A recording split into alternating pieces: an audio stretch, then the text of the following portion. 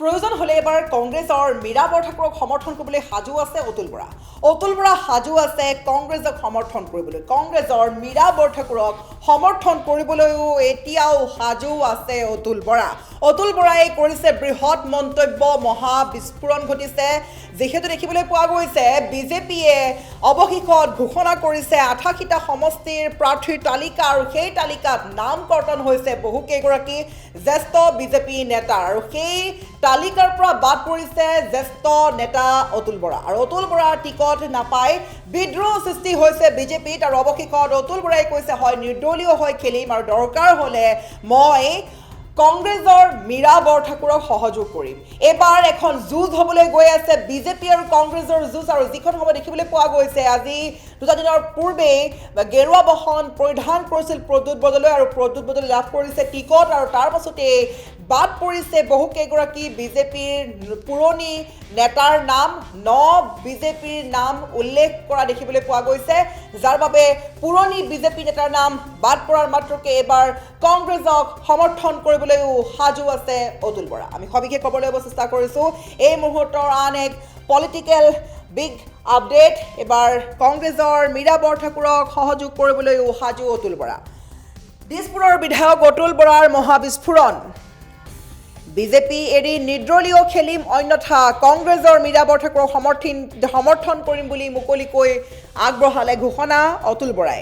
Ticket কৰ্তনৰ পাছতেই মুকলি বিদ্ৰোহ অতুল বৰাৰ, আৰু কংগ্ৰেছক পোনপটীয়া সমৰ্থন জনাম বুলিও মুকলিভাৱে ঘোষণা কৰিছে অতুল বৰাই। প্ৰয়োজন হ'লে নিৰ্দলীয়ভাৱে প্ৰতিদ্বন্দ্বিতা আগবঢ়াম বুলিও কৈছে মন্তব্যযোগে, আৰু কংগ্ৰেছৰ পৰা হায়াৰ কৰি নেতাক টিকট দিয়া নচলিব বুলি কৈছে। যিহেতু দেখিবলৈ পোৱা গৈছে ভূপেন বৰাই গেৰুৱা বসন পৰিধান কৰাৰ পাছতেই ভূপেন বৰাই লাভ কৰিছে টিকট, আৰু যোৱা কালি দেখিবলৈ পোৱা গৈছে যে প্ৰদ্যুৎ বৰদলৈ এগৰাকী 9 বিজেপি নেতা কংগ্ৰেছ ত্যাগ কৰি বুধবাৰৰ দিনটোত গেৰুৱা বসন পৰিধান কৰিছিল প্ৰদ্যুৎ বৰদলৈ, আৰু প্ৰদ্যুৎ বৰদলৈও লাভ কৰিছে দিছপুৰৰ পৰা টিকট। 9 বিজেপি নেতাৰ বাবে পুৰণি বিজেপিৰ জ্যেষ্ঠ নেতাসকলক এইদৰে বাদ পেলোৱাক লৈ এতিয়া ক্ষোভিত হৈছে বিধায়ক অতুল বৰা, আৰু বিধায়কগৰাকীয়ে কৈছে যে কংগ্ৰেছৰ পৰা হায়াৰ কৰি নেতাক টিকট দিয়া নচলিব। এই নীতি কৰি থাকিলে পুৰণি নেতাই বিজেপি নকৰাই ভাল। যিবোৰ পুৰণি বিজেপি নেতা আছিলে সেইসকলক বাদ পেলোৱাৰ দৰে অভিযোগ উত্থাপিত হৈছে। যি মন যায় তাকেই কৰিব লৈছে বিজেপি দলৰ মজিয়াত, আৰু পুৰণি বিজেপিৰ কোনো মূল্য নোহোৱা হ'ল এতিয়া দলত। 9 বিজেপি নেতাৰ আগ্ৰাসনত স্থান নোহোৱা হৈছে পুৰণি নেতাৰ। বিজেপিৰ তালিকাত প্ৰায় 1.5 কোটি নতুন প্ৰাৰ্থীৰ নাম দেখিবলৈ পোৱা গৈছে, যাৰ বাবে বাদ পৰিছে অতুল বৰা, আৰু অতুল বৰাই কৰিছে বৃহৎ মন্তব্য। অতুল বৰাই কৈছে যে দৰকাৰ হ'লে বিজেপি এৰি নিৰ্দলীয়ৰ পৰা খেলিম, অন্যথা কংগ্ৰেছৰ মীৰা বৰঠাকুৰক সমৰ্থন দিম বুলি কৈছে।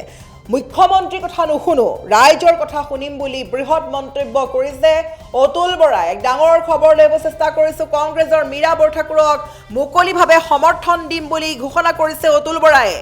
এখন যুঁজ হ'বলৈ গৈ আছে বিধানসভা নিৰ্বাচনলৈ, মাজত মাত্ৰ কেইটামান দিন বাকী আছে, আৰু এই সময়ছোৱাত ইতিমধ্যে কংগ্ৰেছ ৰাইজৰ দলে প্ৰাৰ্থী তালিকা ঘোষণা কৰাৰ সময়তে বিজেপিয়ে কিন্তু ঘোষণা কৰা নাছিল তালিকা, আৰু অৱশেষত আজিৰ দিনটোত বিজেপিয়ে ঘোষণা কৰিলে 88টা সমষ্টিৰ বাবে এখন দীঘলীয়া তালিকা, আৰু যিখন তালিকাৰ বাবে ৰাজ্যবাসী অধীৰ আগ্ৰহেৰে বাট চাই আছিলে, আৰু সেইখন তালিকা অৱশেষত প্ৰকাশ কৰিছে।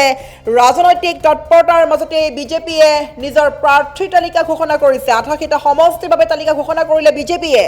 বুধবাৰে নতুন দিল্লীত বিজেপিৰ সংসদীয় বৰ্ডৰ বিশেষ বৈঠকত চূড়ান্ত হ'ল বিজেপিৰ প্ৰাৰ্থীৰ তালিকা, আৰু এই বৈঠকতে অসমৰ প্ৰাৰ্থীৰ তালিকাত চূড়ান্ত মোহৰ দিলে সংসদীয় বৰ্ডে।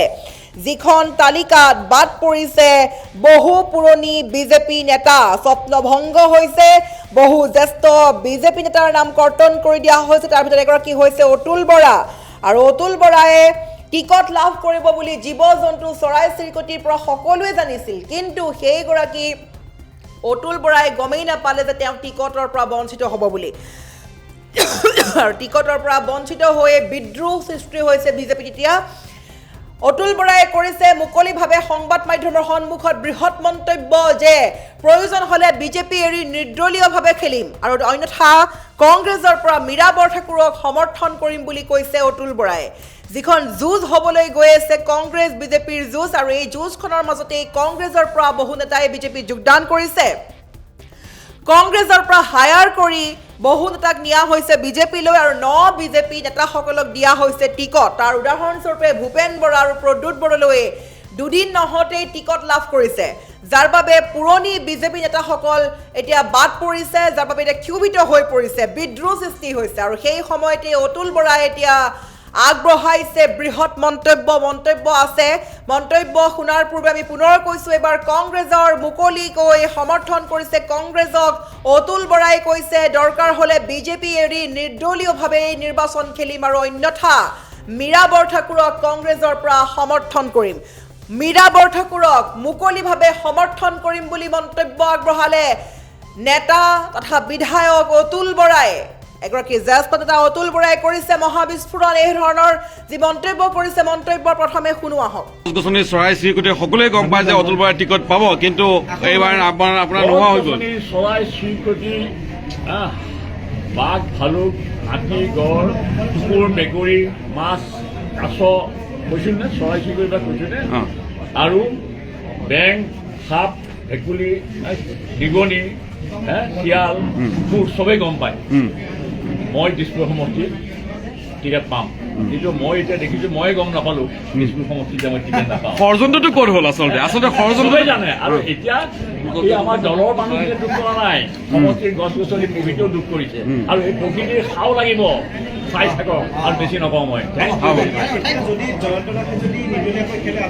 নহয়, মই সিদ্ধান্তটো লোৱা নাই। দলেও মানুহখিনিয়ে যদি ভাবে তেওঁলোকে কওক, মই একো সিদ্ধান্ত নলওঁ। মই মঙলবাৰে ঘৰত সোমাই থাকোঁ আৰু এতিয়াও মই ঘৰত বাহিৰে সোমাই থাকিম। যদি আপুনি নিৰ্বাচন নেখেলে আপুনি মীৰা বৰঠাকুৰক সমৰ্থন কৰিম বুলি কৈছে, যদি আপুনি নিৰ্বাচন নেখেলে আপুনি মীৰা বৰঠাকুৰক দিব। মই কৈছোঁ দুটা কথা। মোৰ এটা হ'ল ইলেকশ্যন খেলিব পাৰোঁ, মই 22 তাৰিখে নহ'লে মই মোবাইল ষ্টেণ্ড মীৰা বৰঠাকুৰক সমৰ্থন দিব পাৰোঁ, নহ'লে মই মনে মনে বহি থাকিব পাৰোঁ। এই তিনিটা কোনটো কৰিম সেইটোৱে 22 তাৰিখত বিশ্বাস কোনে কৰিলে শব্দটোৱে হয় আটাইতকৈ মানে একচেপ্টেবল, আটাইতকৈ মানে গ্ৰহণযোগ্য হ'ব, প্ৰযোজ্য হ'ব বিশ্বাসঘাতক। এটা কথা হৈছে যে যদি পুৰণা কোনোবা কেডাৰৰ ইয়াত প্ৰাৰ্থী দিলে তেতিয়া কথাটো বেলেগ। সেই বেলেগ ভাল নহয়, মোক দিব লাগিছিল। বেলেগক দিয়াহেঁতেন হয়তো মোৰ মোৰ খংটো থাকি গ'লহেঁতেন, কিন্তু বাকী সমষ্টিৰ মানুহৰ খংটো হয়তো কম হ'ল। Thank you. মানে এইটো সময় ক'ব, বহুত সময় আছে, 4 তাৰিখে